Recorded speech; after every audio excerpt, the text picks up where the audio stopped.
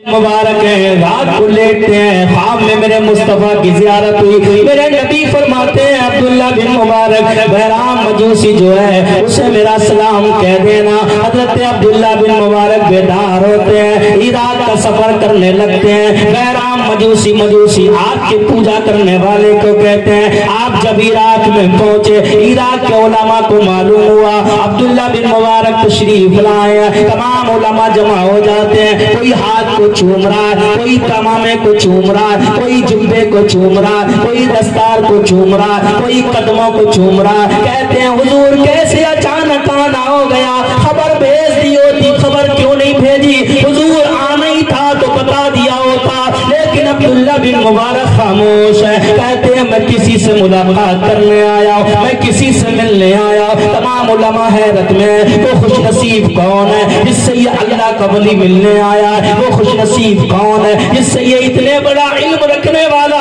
امیر المومنین فی الحدیث جس سے ملاقات کے لیے آیا ہے؟ وہ کوئی بہت بڑا علم والا ہوگا، بہت بڑا قسمت والا ہوگا، بہت بڑا مقدر کا سکندر ہوگا۔ لوگ پوچھتے ہیں، علماء نے معلوم کیا حضور وہ انسان کون ہے جس سے آپ اتنا لمبا سفر طے کرنے کے بعد یہاں ملاقات کے لیے آئے ہو؟ عبداللہ بن مبارک نے کہا بہرام سے مجھے ملنا ہے۔ لوگوں نے کہا بہرام مجوسی جو آگ کی پوجا کرتا ہے، کیا اس سے ملنے آئے ہو؟ جو آگ کی عبادت کرتا ہے، کیا اس سے ملنے آئے ہو؟ جو آگ کو پوچھتا ہے، کیا اس سے ملنے آئے ہو؟ حضرت عبداللہ بن مبارک نے کہا ہاں مجھے اسی سے ملنا ہے۔ لوگوں کو بڑی حیرت ہوئی، ایک اللہ کا ولی علم کا اتنا بڑا پہاڑ ایک مجوسی سے ملنے کے لیے آیا ہے، کیا حضور ملاقات کا انتظام کروا دیا جائے گا؟ ایک کمرے میں بہرام مجوسی کو بلایا گیا، اسی کمرے میں حضرت عبداللہ بن مبارک کو پہنچا دیا گیا۔ عبداللہ بن مبارک کمرے میں پہنچتے ہیں، بہرام مجوسی کمرے میں موجود ہے۔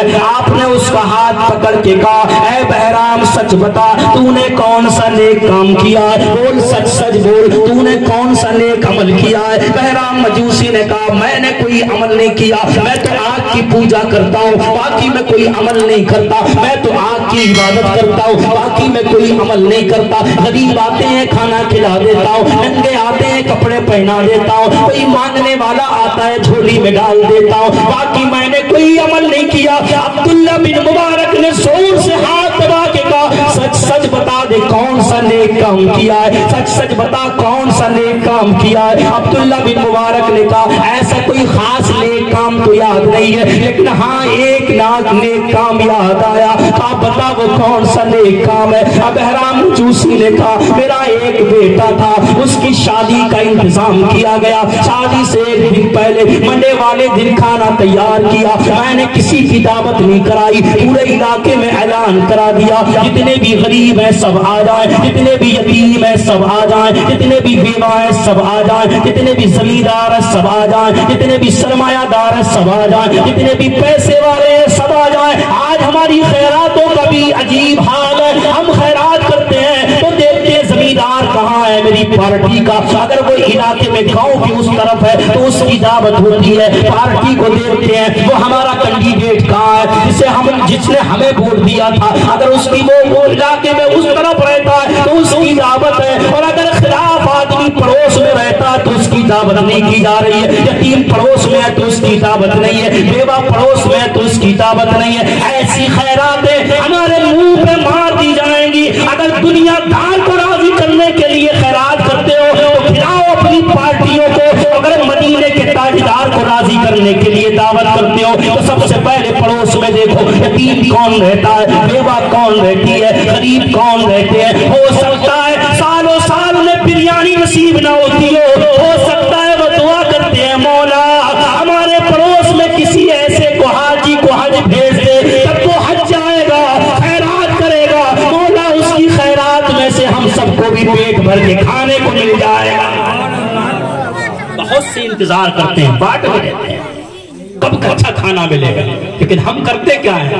گھر گھر کا یہی ماحول ہے۔ بات لمبی نہیں کرنا، اپریٹ کیا ہو۔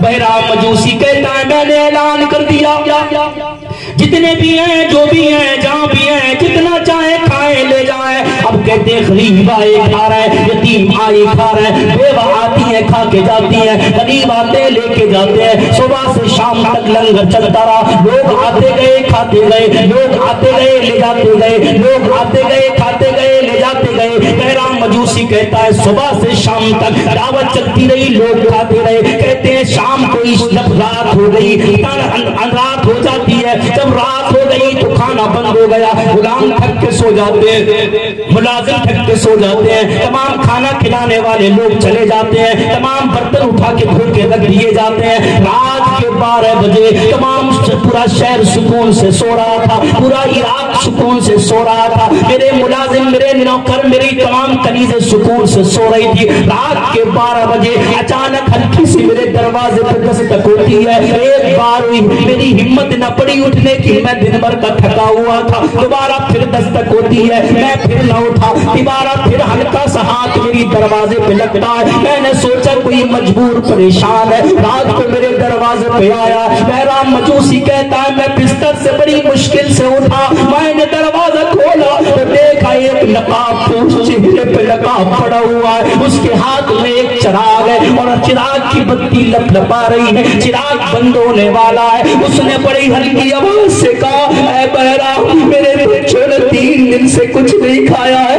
اے بہرام میرے گھر میں چراغ جلانے کے لیے تیل نہیں ہے، مجھ پر رحم کر دے، میرے بچوں کو کھانا دے دے۔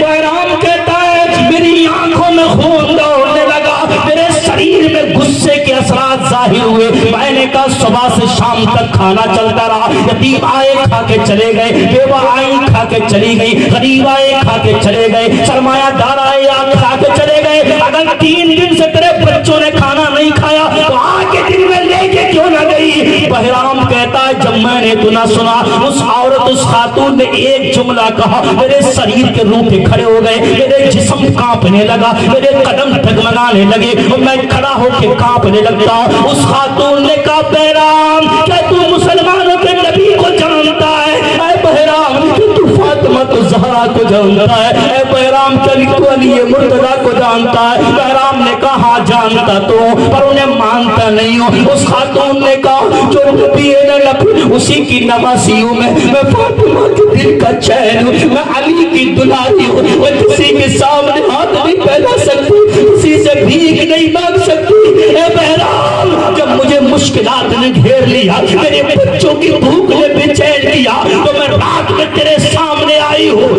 اگر تو واقعی نبی کو جانتا ہے تو پھر میری مدد کر دے۔ بہرام کہتا ہے میرا جسم کانپنے لگا، میں اندر گیا، میرے غلام کھڑے ہو گئے اور غلاموں نے کہا آقا اجازت ہو تو کام کرے؟ میں نے کہا نہیں، خاموشی کے ساتھ سو جاؤ۔ میں نے وہاں سے کھانوں کو اٹھایا، کچھ کپڑوں کو اٹھایا، ایک بوری میں جمع کیا اور بوری کا منہ بند کیا، ایک نیا چراغ لیا اور تیل سے بھرا، میں نے بوری کو کاندھے پہ رکھا، چلنے لگا۔ غلام نے کہا آقا میں بوجھ دے کے چلوں؟ بہرام مجوسی نے کہا نہیں، میرے پیچھے کوئی نہیں آئے گا۔ بہرام مجوسی کہتا عبداللہ بن مبارک سے اے عبداللہ بن مبارک سنو، وہ خاتون آگے آگے چل رہی تھی، میں پیچھے پیچھے چل رہا تھا، میرے کاندھے پہ کھانا اور سامان رکھا ہوا تھا، ہاتھ میں نیا چراغ تھا، جیسی وہ عورت گھر میں داخل ہوئی، جیسی گھر میں قدم رکھا اس کے بچے اس سے چپٹ جاتے ہیں۔ میں باہر کھڑا سن رہا تھا، ایک بچے نے کہا ماں اگر کھانا نہیں ملا تو کلیجہ پھٹ جائے گا، ماں کھانا نہیں ملا تو میرا پیٹ جو ہے وہ میری آنتیں جو ہے وہ سوکھنے لگی ہے، ماں میرے چہرے کی طرف دیکھو، ماں میرے حالات کی طرف دیکھو، ماں اب نیند نہیں آتی، ہمیں کھانا دو۔ مجوسی کہتا جب میں نے بچوں کا رونا دیکھا اور ماں کا تڑپنا دیکھا، میں فوراً اندر گھر میں داخل ہوا، میں نے وہ بورا کھولا اور کھانا نکال کر بچوں کے سامنے رکھا، کیسی میں نے ننھے بچوں کے سامنے اس برتن میں کھانا رکھا، بچوں نے اپنی ماں کا منہ دیکھا اور ماں کا چہرہ دیکھ کے کہا ماں یہ کھانا کہاں سے آیا؟ ماں نے میرے طرف اشارہ کیا، اس بندے نے کھانے کا انتظام کیا ہے۔ بہرام مجوسی کہتا ہے عبداللہ بن مبارک سنو، جب اس کی ماں نے اتنا کہا نا تو بچوں نے کہا کھانا بعد میں کھائیں گے، پہلے ہم دعا کریں گے۔ بچوں نے چھوٹے چھوٹے ہاتھ اٹھائے، اللہ کی بارگاہ میں کہ مولا جس نے تیرے محبوب کے نوازوں کو آج کھانا کھلایا ہے، کل میدان محشر میں اسی کو مصطفیٰ کے ساتھ مصطفیٰ کے ہاتھوں سے عہدے کوثر کا جام پلا دینا۔ بہرام مجوسی کہتا ہے جب میں نے اتنا سنا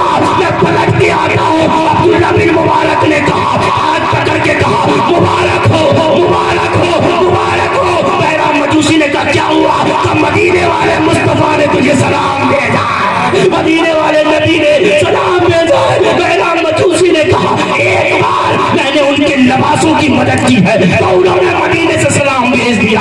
اگر ان کا دین قبول کر لیا تو کیا ہوگا, ان کا قرآن پڑھنے لگا تو کیا ہوگا, ان سے پیار کرنے لگا تو کیا ہوگا, ان کا کلمہ پڑھنے لگا تو کیا ہوگا. بہرام مجوسی کہتا ہے عبداللہ بن مبارک سنو, تم کھڑا ہو جاؤ, میں مصطفیٰ کا کلمہ پڑھ کے مسلمان ہوتا.